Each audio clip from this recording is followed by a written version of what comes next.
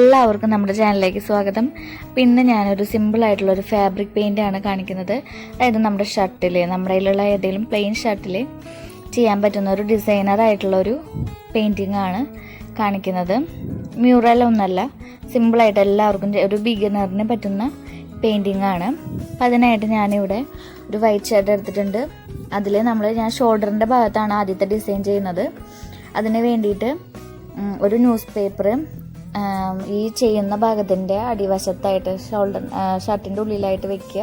അത് അടിവശത്തേക്ക്, അടിയിലത്തെ തുണിയിലേക്ക് പടരാതിരിക്കാൻ വേണ്ടിയിട്ടാണ്. അതിനുശേഷം ഒരു പെൻസിൽ എടുത്തിട്ട് റഫായിട്ട് നമ്മൾ കടിപ്പിച്ച് വരയ്ക്കരുത്, റഫായിട്ട് ഇങ്ങനെ സ്ട്രെയിറ്റ് ലൈൻസ് വരച്ചു കൊടുക്കുക. കൈ കൊണ്ട് ഡയറക്റ്റ് വരയ്ക്കാൻ പറ്റാത്തവർക്കൊരു സ്കെയിൽ വെച്ചിട്ട് നമുക്ക് ഇങ്ങനെ വരച്ചു കൊടുക്കാം. അതിനുശേഷം ഞാൻ ഇതേപോലത്തെ ഒരു ഡിസൈനാണ് ഈ ഷോൾഡറിൻ്റെ ത്രൂ ഔട്ട് ഈ ഷോൾഡറിൻ്റെ ഈ ഭാഗത്തായിട്ട് ചെയ്യുന്നത്.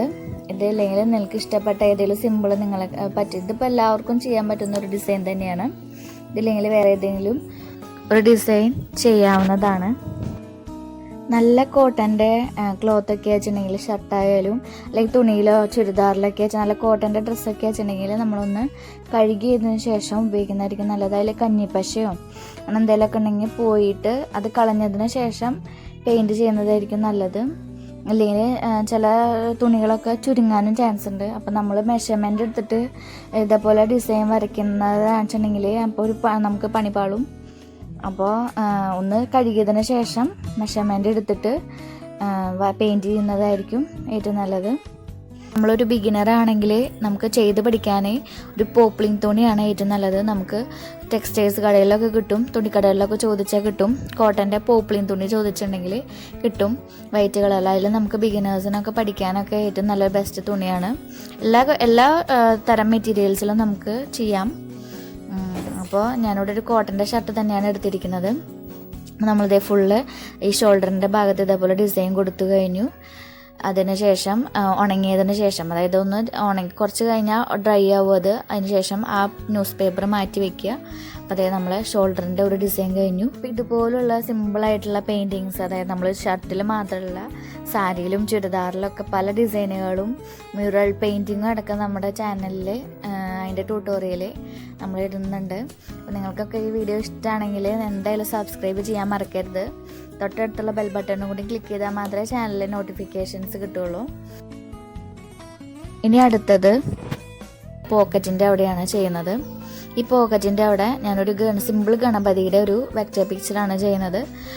ഫുള്ള് ഗണപതിന് നമ്മൾ പല കളറൊന്നും അടിക്കുന്നില്ല, ഒരു ഈ ബ്ലാക്ക് കൊണ്ട് തന്നെ വെറുതെ ഔട്ട്ലൈൻ ഇട്ട് കൊടുക്കുകയാണ് ചെയ്യുന്നത്. പിന്നെ ഞാനത് നേരിട്ട് ഡയറക്റ്റ് തുണിയിലേക്ക് വരയ്ക്കുകയാണ് ചെയ്തത്. ഇല്ലെങ്കിൽ നിങ്ങൾക്ക് അറിയുന്നില്ലെങ്കിൽ നമ്മൾ ഫോണിൽ ഗൂഗിൾ ചെയ്ത് കൊടുക്കുക, സിമ്പിൾ ഗണപതി ഇമേജസ്ന്നോ പിക്ചേഴ്സിനോ അങ്ങനെ അടിച്ചു കൊടുത്തിട്ട് ഇഷ്ടമാതിരി നമുക്ക് ഗണപതിയുടെ ചിത്രങ്ങൾ കിട്ടും. അതിൽ നിങ്ങൾക്ക് ഏത് സിമ്പിളായിട്ട് തോന്നുന്നതോ അല്ലെങ്കിൽ നിങ്ങൾക്ക് ഇഷ്ടപ്പെട്ട ചിത്രം ഇതേപോലെ മൊബൈലിൽ നിന്ന് നോക്കി വരയ്ക്കുകയോ അല്ലെങ്കിൽ ട്രേസ് പേപ്പർ ഉപയോഗിച്ചിട്ട് നമ്മൾ ഔട്ട്ലൈൻ വരച്ചെടുത്തതിന് ശേഷം ഈ തുണിയിലേക്ക് കാർബൺ പേപ്പർ ഉപയോഗിച്ച് നമുക്ക് ട്രേസ് ചെയ്തെടുക്കാം. നമ്മൾ ജസ്റ്റ് ആദ്യം ഒരു ഔട്ട്ലൈൻ കൊടുക്കുകയാണ്. അതിനുശേഷമാണ് ബ്ലാക്ക് കൊണ്ട് ഒന്നുകൂടി കട്ടിയിൽ ഔട്ട്ലൈൻ കൊടുക്കുക. വേറെ ഷെയ്ഡിങ് ഒന്നുമില്ല, ജസ്റ്റ് ഇതേപോലെ ഔട്ട്ലൈൻ മാത്രമേ കൊടുക്കണുള്ളൂ. അപ്പോൾ ഇത് സിമ്പിളായിട്ടുള്ളൊരു ഡിസൈൻ അല്ലേ. ഇതേപോലെ മയിൽപ്പീലി വേണമെങ്കിൽ മയിൽപ്പീലിയോ അങ്ങനെ എന്തെങ്കിലും നിങ്ങൾക്ക് അങ്ങനെ ഇന്നത് താല്പര്യമുണ്ടെങ്കിൽ ആ ഡിസൈൻ ഇതേപോലെ ചെയ്തു നോക്കാം. പെയിൻറ്റിങ് കഴിഞ്ഞതിന് ശേഷം നമ്മളിത് ഡ്രൈ ആക്കാൻ വെക്കണം. ഒരു 24 മണിക്കൂറെങ്കിലും നമ്മളിത് ഡ്രൈ ആക്കാൻ വെക്കണം.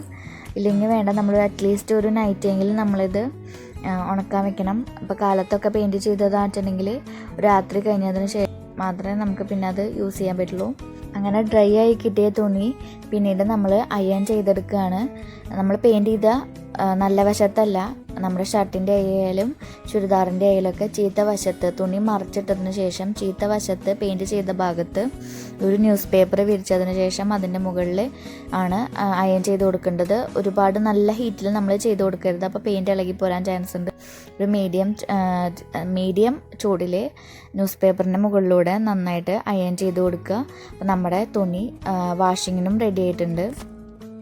വാഷ് ചെയ്യുമ്പോൾ പെയിൻറ്റ് ചെയ്തതിൻ്റെ മുകളിൽ ഹാൻഡ് വാഷ് മാത്രമേ ചെയ്യാൻ പാടുള്ളൂ, ബ്രഷ് ഉപയോഗിക്കാൻ പാടില്ല. അപ്പം അങ്ങനെ നമ്മുടെ സിമ്പിളായിട്ടുള്ള എല്ലാവർക്കും ചെയ്യാൻ പറ്റുന്ന ഒരു പെയിൻറ്റിങ് റെഡി ആയിട്ടുണ്ട്. അപ്പോൾ എല്ലാവരും വീട്ടിൽ ട്രൈ ചെയ്ത് നോക്കണം. താങ്ക്